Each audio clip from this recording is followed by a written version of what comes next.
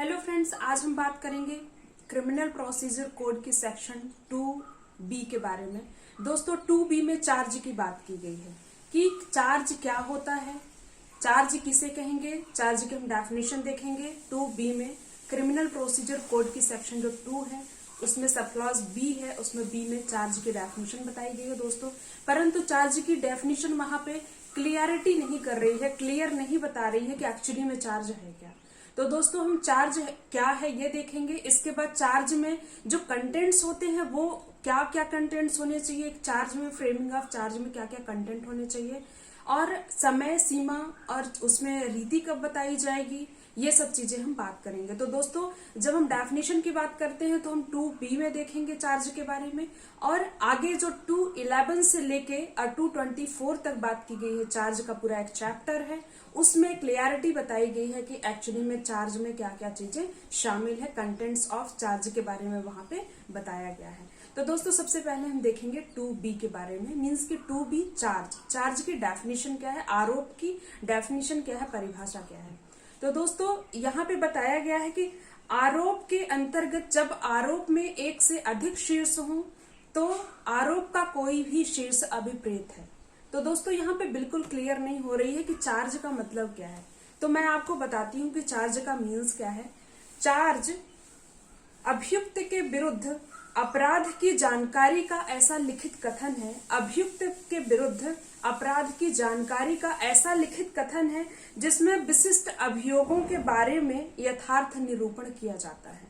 दोस्तों एक कोर्ट द्वारा, न्यायालय द्वारा एक लिखा हुआ स्टेटमेंट है, लिखा हुआ स्टेटमेंट एक स्टेटमेंट है जो लिखित में होता है और अक्यूज्ड को ये जानकारी देता है कि तुम्हारे ऊपर कौन से अभियोग लगे हुए हैं, तुम्हारे ऊपर जो अभियोग लगा हुआ है, तुम्हारे ऊपर जो चार्ज लगा हुआ है वो कौन सा है, किस सेक्शन का है और कौन से एक्ट का है, कितनी क्या चीजें, सारी इंफॉर्मेशन इसमें अक्यूज्ड को बताई जाती है। एक्चुअली में ये जो चार्ज है, चार्ज क्यों लगाया जाता है, इसका ऑब्जेक्ट क्या है। तो दोस्तों इसका चार्ज फ्रेम करने का कोर्ट का केवल यही ऑब्जेक्ट है कि एक जो अक्यूज्ड पर्सन है जिसके अगेंस्ट चार्ज लगाया गया है उसको एक इंफॉर्मेशन दी जाती है कि तुम्हारे ऊपर इस धारा के तहत ये गंभीर है आरोप या फिर सिंपल आरोप है, ये आरोप लगाए गए हैं, ताकि वो अपना डिफेंस लेने के लिए रेडी हो सके। दोस्तों इसका मेन ऑब्जेक्ट यही है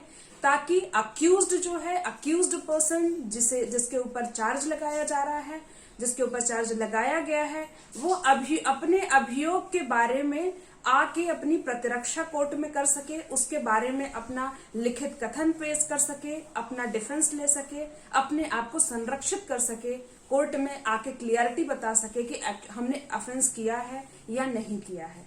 तो दोस्तों ये होता है चार्ज। चार्ज क्या है, चार्ज एक इंफॉर्मेशन है लिखित में जो कोर्ट द्वारा लिखी जाती है, किसके अगेंस्ट, अक्यूज्ड के अगेंस्ट। और ये क्यों लिखी जाती है, क्योंकि अक्यूज्ड को एक सरल तरीके से जानकारी दी जा सके कि तुम्हारे ऊपर ये चार्जेस लगे हुए हैं, तुम्हारे ऊपर ये अभियोग लगाया गया है। तो दोस्तों आगे हम देखेंगे, यहाँ पे तो हमने क्लियर कर लिया कि एक्चुअली में चार्ज होता क्या है। आगे हम देखेंगे कि चार्ज में हम कोर्ट चार्ज में लिखता क्या क्या है, आरोप के जो कंटेंट्स हैं, चार्ज के जो कंटेंट्स है वो क्या क्या है, उसमें क्या क्या लिखा जाता है। तो दोस्तों उसमें 7 to 8 चीजें कुछ बताई गई हैं, जो कि सबसे पहले ये है कि ऐसा कथन उसमें लिखा जाता है जिस पर उसका आरोप है।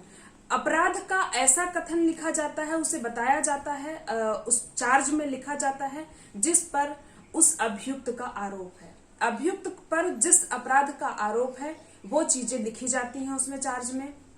ये पहला है दोस्तों। जो नेक्स्ट है, दूसरा है, वो ये है कि यदि अपराध सृजन करने वाली विधि द्वारा उसका कोई स्पेसिफिक नाम दिया गया है, जैसे कि तुमने हत्या किया है या आपराधिक मानववध किया है या छल किया है या चीटिंग आपराधिक दुर्विनियोग किया है या रस्टी किया है, कौन सा ऑफेंस किया है, उसकी अगर उसको क्लैरिफाई करके उसको स्पेसिफिक किसी एक्ट में नाम दिया गया है तो वो नाम उस चार्ज में लिखा जाएगा कि तुमने ये ऑफेंस किया है। मींस कि तुम्हारे ऊपर जो चार्ज लगाए जा रहे हैं, जिस अपराध का अभियोग है वो हमने पहले बता दिया, इसके बाद उसका अगर कोई नाम है तो वो दे दिया कि तुम्हारे द्वारा मर्डर किया गया है, तुम्हारे द्वारा हत्या की गई है। नेक्स्ट दोस्तों, यदि उस अपराध का सृजन करने वाली विधि द्वारा उसका नाम नहीं दिया गया है तब क्या किया जाएगा। अगर स्पेसिफिक उसका नाम नहीं दिया गया है या क्लियर नहीं हो पा रहा है कि कौन सा ऑफेंस किया है, तब उस अपराध की डेफिनेशन बता दी जाएगी ताकि सही उसको थोड़ी समझ में आ जाए कि उसके ऊपर कौन से चार्जेस लगाए जा रहे हैं। तो दोस्तों, किसी अपराध में जो डेफिनेशन दी गई है उस अपराध की, वो बताया जाएगा, वो उसमें मेंशन किया जाएगा। नेक्स्ट है दोस्तों, अगर उस मतलब जो एक्ट है, अगर कोई किसी एक्ट का नाम बताया गया है तो वो एक्ट उसमें शामिल किया जाएगा। अगर भारतीय दंड संहिता के तहत ऑफेंस किया गया है तो भारतीय दंड संहिता लिखा जाएगा। और अगर उस संहिता की कोई सेक्शन की क्लियरिटी समझ में आ रही है कि वही सेक्शन पर्टिकुलर लगना है तो वो सेक्शन का भी नाम दिया जाएगा कि धारा 300 का ऑफेंस आपने किया है। आईपीसी भारतीय दंड संहिता की धारा 300 के तहत आपने किसी का मर्डर किया है। तो ये दोनों चीजें मेंशन की जाएंगी चार्ज में।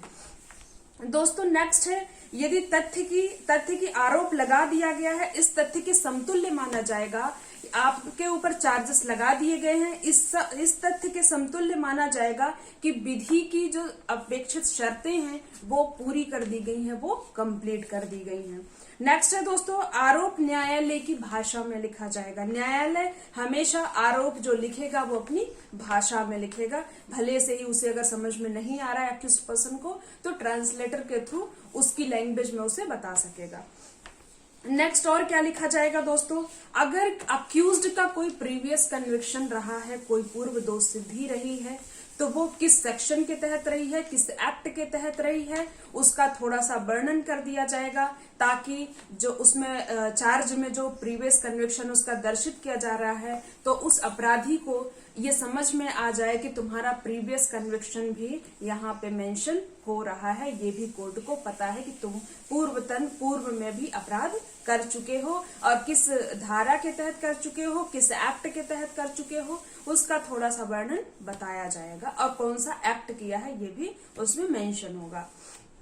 नेक्स्ट है दोस्तों, अभिकथित अपराध के समय और स्थान का भी वर्णन किया जाएगा। आपने जो भी ऑफेंस किया है उस किस स्थान पे किया है और किस समय किया है, पर्टिकुलर सुबह के 10:30 बजे, सुबह के 10:30 बजे आपके द्वारा ये ऑफेंस फला स्थान में किया गया, ये सब मेंशन करना होगा। और दोस्तों जिस पे किया गया है वो सब्जेक्ट मैटर भी उसमें मेंशन होगा, उसका भी थोड़ा वर्णन दिया जाएगा। नेक्स्ट दोस्तों जो लास्ट है, अगर मान लीजिए ये सारी चीजें तो बता दी गई अक्यूज्ड को अभी भी समझ में नहीं आ रहा है, कुछ चीजें, कुछ ऑफेंसेस ऐसे होते हैं जो समझ में नहीं आते जब तक कि उसकी रीति वर्णित ना कर दे, जब तक कि उसका मैनर न वर्णित कर दिया जाए, डिस्क्राइब ना कर दिया जाए, तब तक वो ऑफेंस समझ में नहीं आता। जैसे कि चीटिंग हो गई, छल किया है, आपने छल किया है तो छल का एक जो मोड था, जो तरीका था, जो रीति थी, वो मेंशन करना जरूरी है। परंतु अगर आपने हत्या जैसे ऑफेंस किया है या चोरी किया है, इसमें रीति बताना बिल्कुल भी आवश्यक नहीं है। ये सेक्शन 213 कहता है सीआरपीसी का। और दोस्तों जो हमने समय और स्थान के बारे में बताया वो मेंशन करना पड़ेगा, वो 212 में डिफाइन किया गया है। ओके दोस्तों, तो आज के वीडियो में इतना ही। नेक्स्ट वीडियो में हम नेक्स्ट सेक्शन लेके आएंगे और इसी चार्ज के बारे में ही और आगे हम पढ़ेंगे विस्तार से कि अगर चार्ज में कोई गलती हो जाती है, कोई मिस्टेक हो जाती है तो कब उसमें अल्टरेशन किया जाएगा, कब अमेंडमेंट किया जाएगा और कब नहीं किया जाएगा, इसके बारे में हम नेक्स्ट वीडियो में आपको बताएंगे। तो हाँ दोस्तों, अगर आपको मेरा वीडियो पसंद आया है तो लाइक, शेयर एंड सब्सक्राइब करना ना भूलें। और अगर कोई क्वेरी हो आपकी तो प्लीज हमें कमेंट बॉक्स पे जरूर बताएं। ओके।